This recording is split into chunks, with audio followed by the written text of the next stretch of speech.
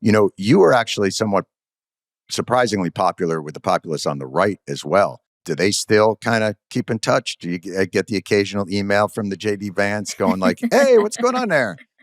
Are you still in vogue in terms of the populist right? I don't know. I mean, you'd have to ask them. They don't call? Josh Hawley doesn't just ring you up? I think it's a tough time to be a real populist in the Republican Party because everything they've done since they got power has been so pro-oligarchy that, at some point you have to reckon with that. I've always thought that, when they kept saying, we're the new populist right, you're like, have you told your judges?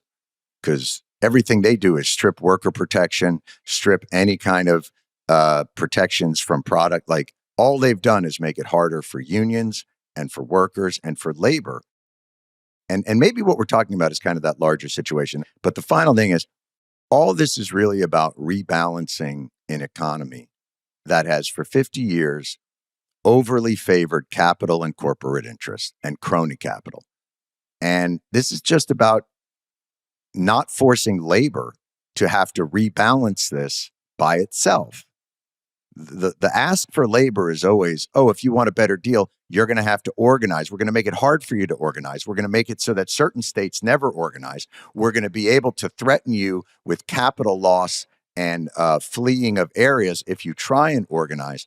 And we're going to give you no recourse. And so labor is always, they start out every basketball game in a 3-foot hole.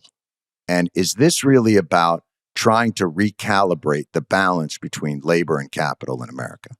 Yes. I mean, it's, we've all seen those graphs where kind of GDP has gone up and labor share of it has, gone down. And that's a problem, right? How do we make sure we have an economy where the people doing the work, the people kind of putting in the day-to-day blood, sweat, and tears are not having to worry about how am I going to pay rent? How am I going to put food on the table? Am I having to work 2 jobs, 3 jobs? How is this all going to, I think just that sense of day-to-day precarity that so many people face is just, it should be intolerable in this country. And that's ultimately what, the mayor-elect is about. And I think and hope that a Democratic Party that is more interested in real economic populism would really pick up on trying to fix.